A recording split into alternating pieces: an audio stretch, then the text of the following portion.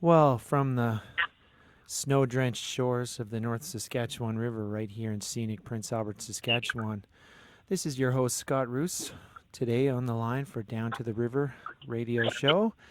And with me is, I suppose now we could say, former Black Crowes drummer Steve. I mean, has the ship sort of basically sailed here?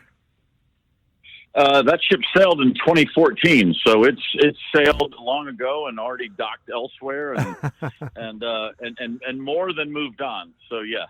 Yeah. Well, and I mean, like, I suppose maybe whatever glimmer of a chance for you and the Robinson brothers to kind of make right too. I mean, did the book kind of sort of put the last nail in the proverbial coffin, so to speak? Well, no, I mean the last nail in the coffin was done for Chris. That came in 2014 when he, blew the band up by demanding all the money and that Yeah, I be replaced. yeah, And then Rich and I had a issue in 2016 where he, had an opportunity without going into the details, only because I don't think it's that interesting. He just lied to me about some band business, and yeah, I presented it to him and said, "Hey, I know this isn't true, so let me give you a chance to keep this from happening." And he wouldn't budge, and so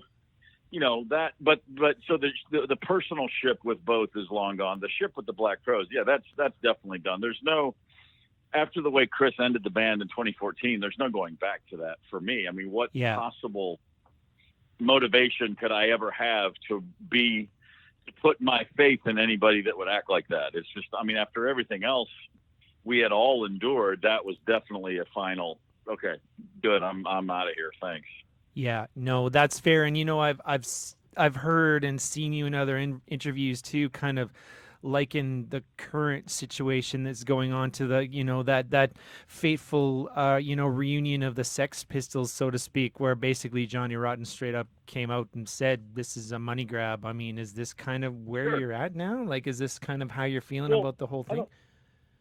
don't. I don't think there's any question. I mean, there's no reason to suggest. I mean, it's incomprehensible that it's anything else. If you say it's about the music, then a phone call would have been made to at least one person who's ever played that music before. Yeah, Um, the brothers are where they are. They paint themselves into this corner, yeah. and and this is what it is. I mean, I would hope that for the first time in their life, they would finally be appreciative of the fact that a whole lot of people worked really hard to give them something they can lean on in these years, but I wouldn't hold my breath for that.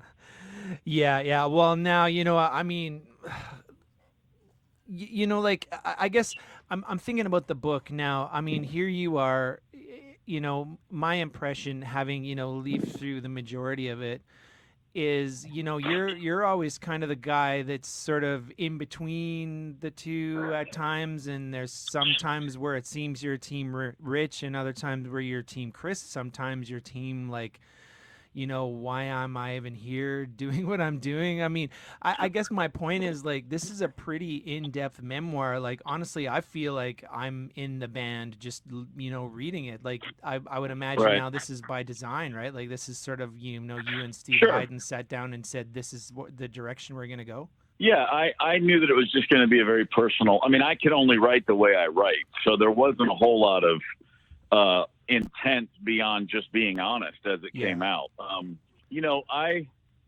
I was never on Team Rich or Team Chris. I was on Team Black Crowes, and they saw it. They saw not just me, but any. There's a million conversations, a million decisions that had to be made where they were on polar opposite sides of the room. Yeah. And anybody that leaned towards one or the other was immediately perceived as their rival. Oh, you're with him now. Yeah. And the idea that anyone else was like, no, this is what I think makes sense. That was always a struggle for them to understand. I mean, I think they both saw themselves as the center. They thought that they were the Black Crowes, and then within that, they can fight all day long. It doesn't matter, because at the end of the day, it's just about us anyway.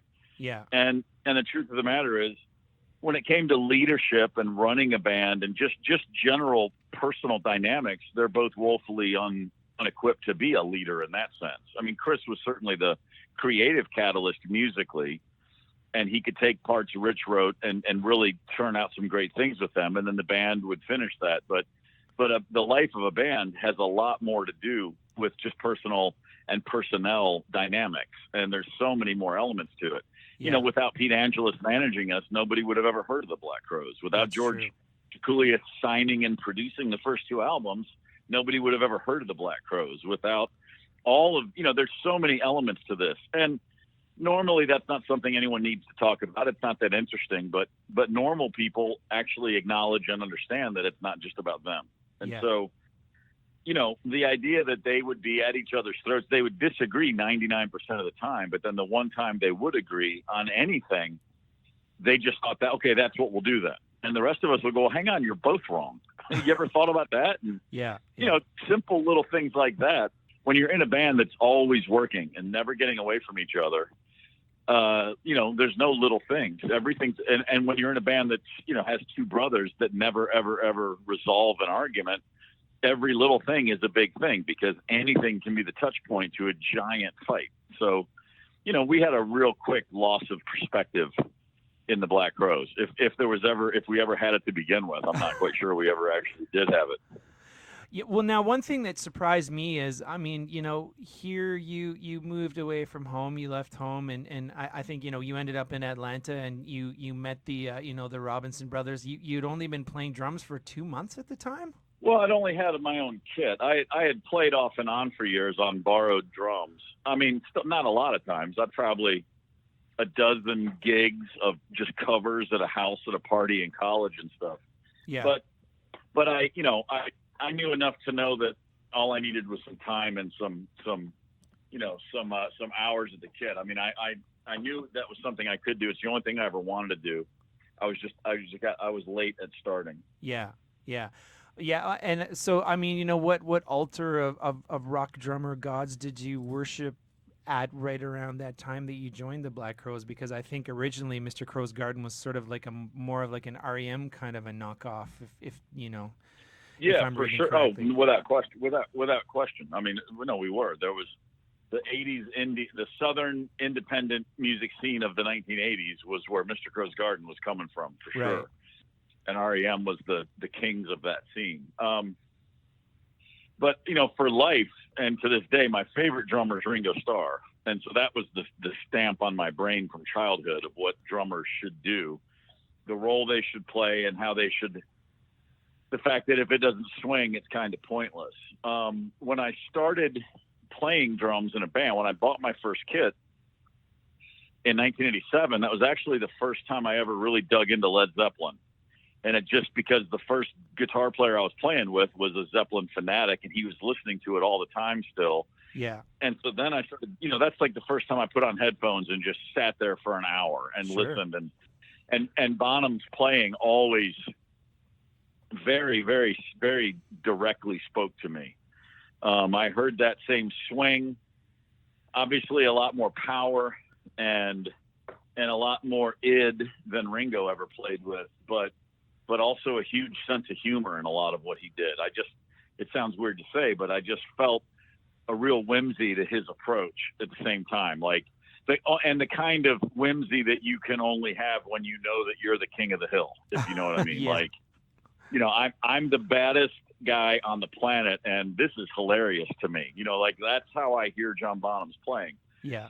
So as the thing that made me love rock and roll music and then drumming was the Beatles and Ringo Starr. And then when I first started playing, the first new thing to me that resonated on a level even close to that was Led Zeppelin and John Bonham. Yeah, that would make sense. I mean, you know, I was thinking too. I think, you know, Ringo sometimes by the, you know, rock music intelligentsia is maybe his playing is a little misunderstood because I mean, if you really delve deep into the Beatles' music and you listen to what he's doing, and then you think, well, what if somebody else would have played this?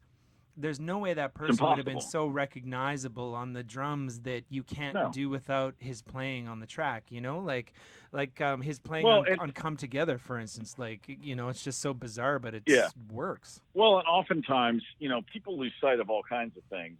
You can get really excited about the skills of, and I'm just going to throw this out there with absolute nothing but respect and admiration, but it's very easy to listen to Rush and go, oh my God, Neil Peart's the greatest drummer I've ever heard. And that's true. I'm not going to argue that point. He's a god of drumming. But the Beatles were doing a very different thing as a band. It was a different approach. And the Beatles had the greatest songs up to that point, and you can make an argument to this day, the greatest rock and roll songs ever written or pop songs ever written. Yeah. But what the Beatles were before that was a great band. And it is from all those 8-hour gigs in Hamburg. But when Ringo joined that band, it was like the fuse was lit. You know, his playing, his swing, and his ability to do what he did made everybody else that much better. And, you know, it's funny because the other three members of the Beatles have never had a problem explaining that.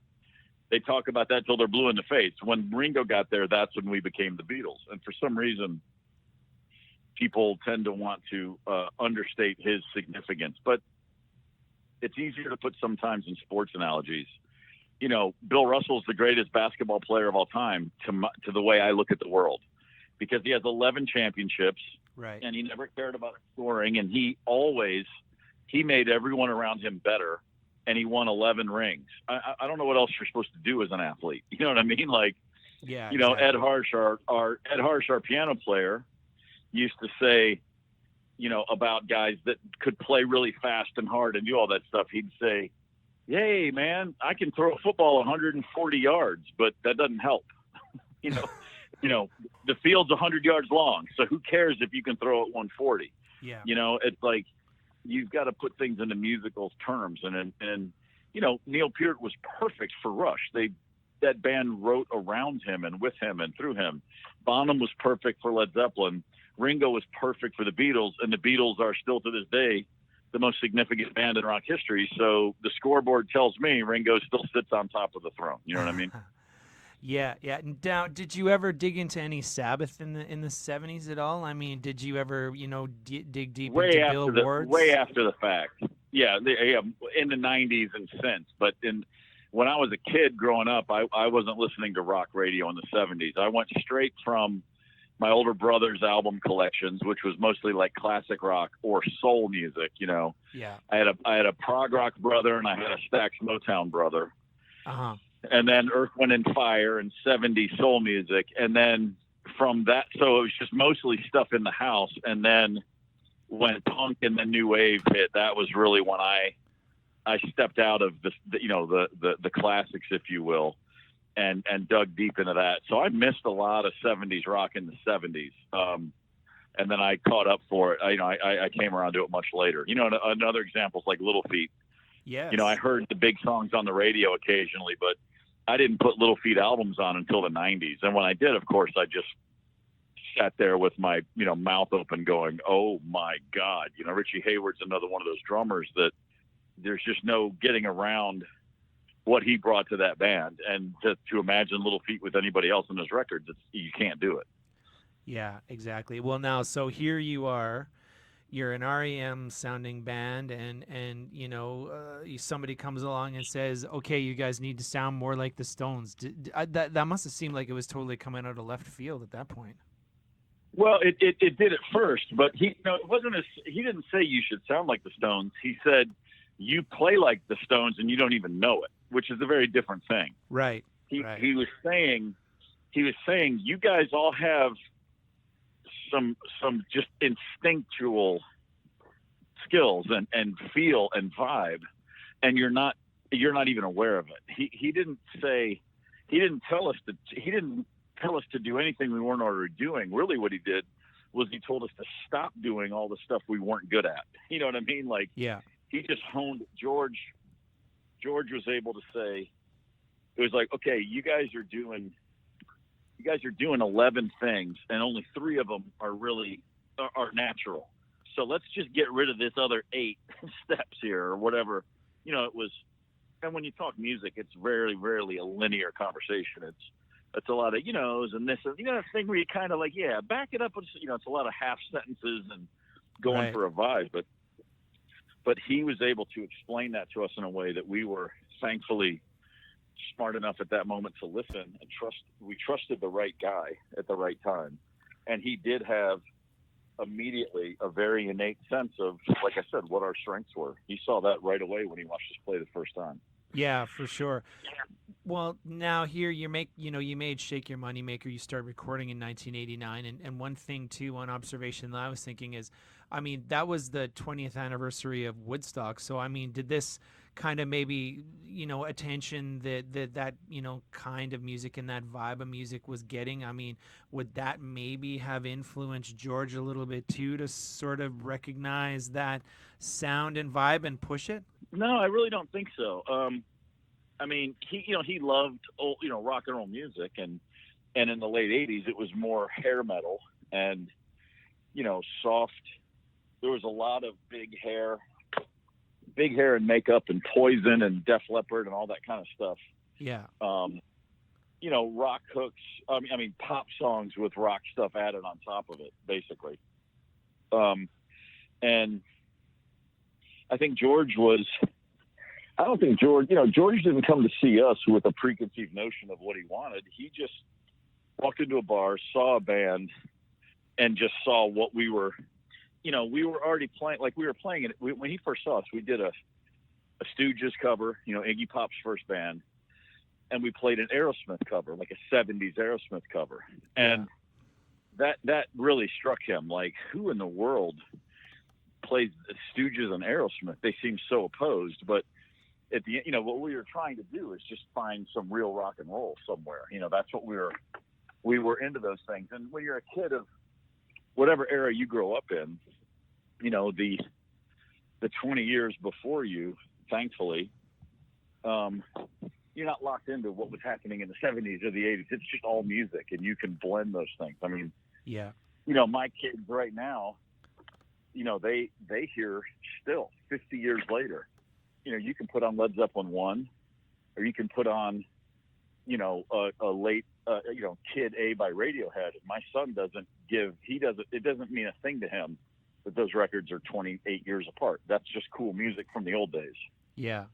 It's all the same era to a kid. And so to us, a Stooges tune and an Aerosmith tune didn't seem that weird. It was like, these are both great songs. Yeah, it's funny you should say that. I mean, my son, he listens to Queen, and a lot of it had to do, of course, with the movie that came out. But I mean, now here, there's this whole generation of kids that are starting to recognize what great music Freddie Mercury and company made just from the attention that the movie was getting. But yep. Oh, sure. I mean, it's just the way it goes. I mean, Queen in the early '90s. Freddie Mercury died and they got a lot of attention, but they had been out of favor for years. Yeah. And then that, Wayne's World comes out, and suddenly everyone's like, oh yeah, that song's amazing. And yeah. It's just, music is as guilty as any art form of, the whole thing about music is what's the newest thing. Like just a new synthesizer tone can signal a change in where music is going. But at the end of the day, songs are songs. I mean, the only good thing, you still have to have great songs, and Queen had great songs, and every generation that discovers them goes, oh, wait, at the end of all this stuff's amazing. Well, now the book is called Hard to Handle, The Life and Death of the Black Crowes, a memoir. And of course, we've been kind of circling around that a little bit. I mean, it's getting a lot of positive attention just from the way you've decided to approach the narrative and how personal it is. I mean, you worked with Steve Hyden. So, I mean, where does the Steve Hyden connection come in? Well, we were buddies. I met him years ago. I just liked I read a lot of his things he's written just as a music writer. And we met in 2013. He came to see the Crowes, and we had actually just started following on Twitter, and we met via Twitter. And so, and then he had said, hey, if you're ever, the joke, I said this for years, I'd write a book about the Black Crowes one day, but nobody will believe it. That was just a thing I used to say. Yeah.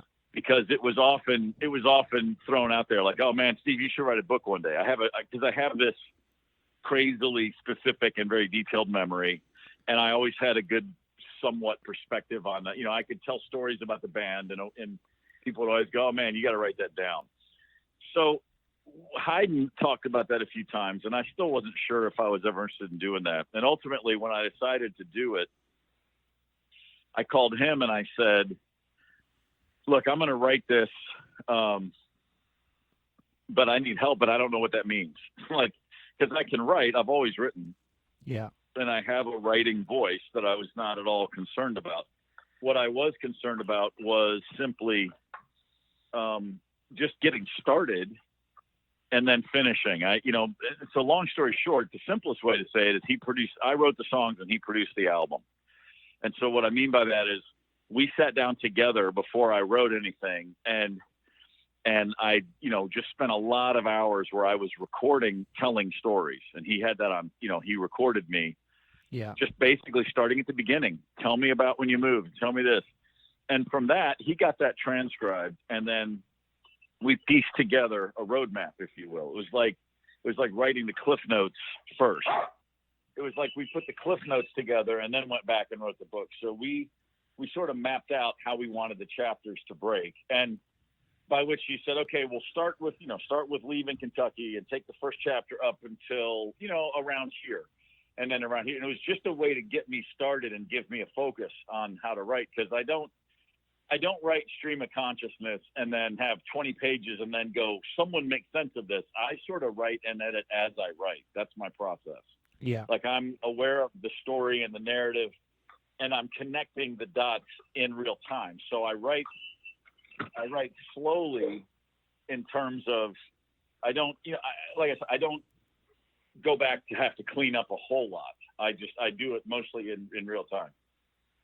So I knew I just needed those sort of points to steer towards.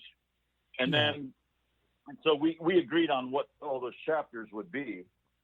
The one major decision we made before I wrote it was that and because this was, to me, it's a story about, it's not a history of the Black Crowes, and it's my take and how it made me feel and what I think now.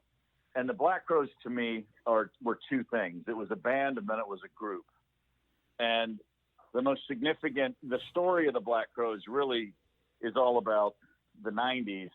And then there's a second act from 2005 to 2013, but there was no new ground thematically that was really covered in the band's existence. Nothing happened that hadn't already happened before. The names and dates were changed, but the song remains the same, if you will. So yeah.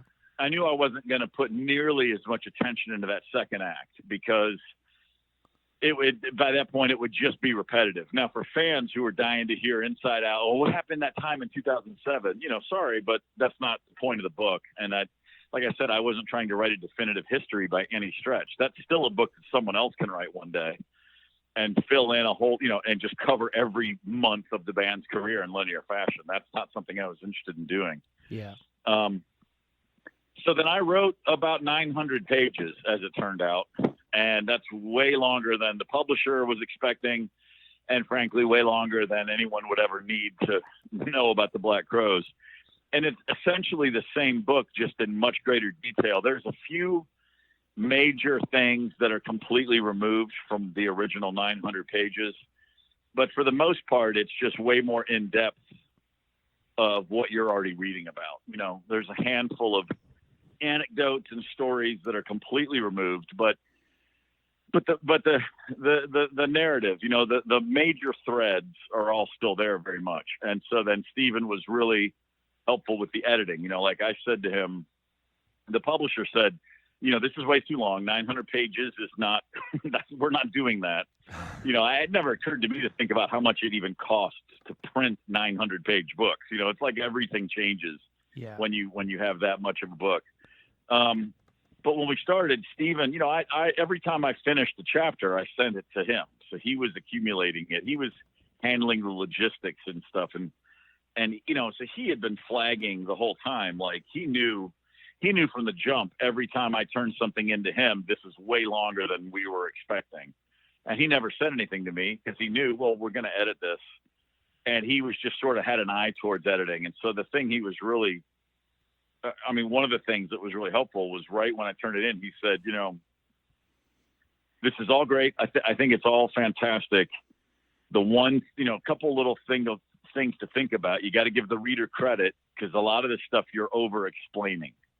And it's, it's very important to you that you get every nth detail out, but the reader is going to already figure this stuff out. Once they know who the people are, once they get a sense of the vibe and the feel, which you've already expressed very clearly, you don't have to keep going back and explaining it. And there was just little things like that. And when I got away from it for a month or so and then opened it up again, I could easily see like, oh, I don't even need this whole section. Okay, that does already make sense. And so to say I wrote 900 pages doesn't mean I wrote 900 pages that were essential. It just took 900 pages of writing to get the 350 that really made sense. Yeah. Yeah, for sure, man. I mean, I can think of, in my own writing, just how sometimes you got to trim the fat, and like you said, give the reader credit that they can sort of figure it out, or just be more concise and less, Yeah. wordy. Yeah, I totally feel you there. I enjoyed that process too. I was intimidated by it at first, and then I really enjoyed taking a page and suddenly unlocking, oh, I can do this in 2/3 of those words very easily. Yeah. Like it was like editing to me is just a series of victories. You know what I mean? Like, oh, Yeah. that's better. Yes. So that it took on a real momentum. I could have whittled that thing down to 40 pages if they'd given me enough time. Yeah, well, I was just thinking too, like, I mean, what the general person doesn't realize, it doesn't write regularly, is that you can basically fart out 50 words without even, a second thought. Like 50 words sounds like a lot when you say it out loud, but honestly, it's not. It might not even be a full paragraph depending on how you write. Oh no, it's incredible how much can just, you get going, and the most important thing is just to start, and then you get a few minutes in and you look up and you're like, oh, I did just write 3 pages. Okay, cool. And then you look back and go, yeah, and 2 of those really don't make any sense. Great, Yeah, exactly. It's just it really is a matter of you're spray painting, and then you go back and pull out the shape. Yeah. And as much as I was, I had shape, like I said, I wrote, and as I write, I edit. As I write, I shorten and condense and connect. Sure. But only to a point that's possible. And then, a month later, it's like, oh, another, it's more illuminated, how this can be more efficient. Yeah. Well, I'd be remiss if I didn't mention your new band, Trigger Hippy, released Full Circle and Then Some October 11th of 2019, just a few short months ago. It's a very, very strong record front to back, Strung Out on the Pain, for instance. Really enjoyed that one. I mean, what can you tell me about that track in particular, Steve? Well, like a lot of Trigger Hippy songs, it's a love song, but it's not written from isn't she amazing? It's more like, well, now that we're 20 years in, what the hell are we doing? We're none of us are kids. And Nick Govrick, our bassist, wrote that song. And it is, 20 something years into a marriage with 3 kids. He has a great way of describing it where he said, people get strung out on all kinds of things, alcohol and drugs, but you can get strung out on the dysfunction. You get strung out on the pain of loving someone and being bored with them at the same time. All the sort of, there's a lot of duality in long-term relationships. You know what I mean? Like, I'm so glad I have this, and I'm so ready for something new, but the last thing I want is something new. I mean, anybody going through long-term relationships goes through these phases individually or collectively or whatever. And I think it's really just that song is kind of about that. And I don't think it's necessarily, it's not specific to him. It's not completely autobiographical, but there's a piece of that anybody can relate to. Sure. You just get into arguments, and sometimes, if you don't resolve one, it just lends itself to more and more. And suddenly you look up and 3 months have passed and you've been arguing every day, and it's really all about one simple thing you never resolved in the first place. And I mean, Trigger Hippy's a rock and roll band, and, we have songs that are lighthearted and fun, but it's not something by design we're looking for. It's just sometimes you write a song about life as a person in your 40s, and that's one of those. Yeah. What about Goddamn Hurricane? That's another, that's pretty specific. I mean, that's just there's not a lot of figurative imagery there. That's pretty much just the story of, losing everything in the hurricane. And it's about just the functionality of people, and after Katrina in New Orleans, an awful lot of people ended up in Texas and Mississippi. But it's a, the undertone of that is all about resilience and just like, well, it's a goddamn hurricane, but this is what we're going to do. You just got to you just got to keep moving. It can kick your ass, but it can't win. It can't beat you. Right on. But perhaps your mantra throughout your time in the Black Crowes. Oh, sure. I mean, there were times when I do say this in the book, there was different times when I thought about leaving and I really wanted to. And for the record, anybody that was ever in that band, including the brothers Robinson, will tell you, if they're being honest, they thought about leaving all the time. I'm just the only one that wrote a book where I said that, but everybody was constantly checking the exits. You rarely had 3 or 4 months in a row where you didn't at least have one day where you went, oh my God, is this worth it? This is ridiculous. And that was everybody for a variety of reasons, So it comes dangerously close to Spinal Tap at times. Oh yeah. Well, listen, I've always said Spinal Tap's the greatest rock and roll movie of all time. And I mean that sincerely. Like, of course it's hilariously funny, but the way I look at bands is all bands are clown cars. And if you can't laugh at the absurdity of those people, you're missing a big part of the narrative. I mean,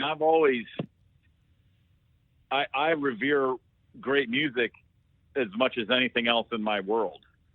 But I don't think the people who make it are interesting, are great, or should be held on a lofty perch. I think it's interesting that people that are such a complete mess can pull it together for 4 and 5 minutes of beauty at a time. You know what I mean? That's, a guy like Cameron Crowe, who's written about bands and music so much, nothing he's ever done strikes me as authentic because he's a fan. And it's like, no, you're missing the point. You got to be a fan of the music, not the musicians. The musicians are a bunch of assholes. It's like, yeah, like the musicians are hardly a group of well-rounded people that you want in a foxhole when the chips are down. Let's stop revering these guys. Okay, appreciate what they do, and steer clear for the most part. Otherwise, that's a word to the wise. From my experience, and I include myself in that. I'm not. I didn't write this book at all to say like I was above this insanity. I was right there in it, man, up to my neck, just like everybody else. Yeah. Well, now of course, I'm sure you take a great deal of pride and satisfaction in your legacy with the Crowes. I mean, here's somebody like Caleb Johnson, for instance, who's a very, very talented singer who sang "Sting Me" in American Idol. I'm not sure if that was on your radar or not. And he's put out an album that basically sounds like they've taken that Black Crowes blueprint and applied it to somebody new. No, I don't know who that is,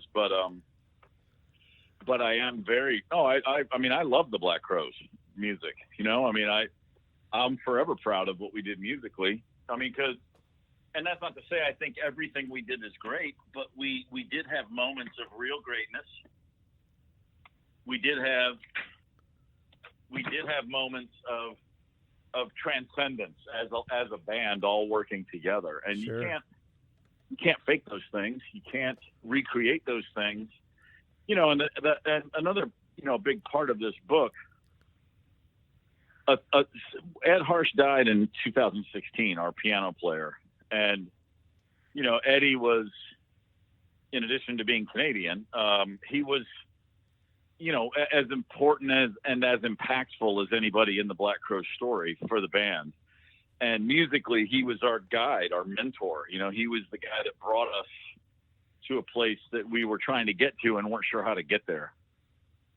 And he was hugely responsible for, he was at least 1/6 of the very essence of that band at its greatest. And when he died, I already knew the Black Crowes were in my past. I didn't see any possibility of there being a future with the Black Crowes and me in the same sentence. That said, when Ed died, that really was this final piece, like this the finality that his death brought was really to the essence of whatever made the band great in the first place. And so with that death, that within 6 or 8 months of his death, all the dust had really settled for me on the band. And I thought, well, this story, I was at a place where I knew the story was never going to change. Like, I know how I feel about it. I know how I think about it. And this is the final resting place for both those things. It sits perfectly.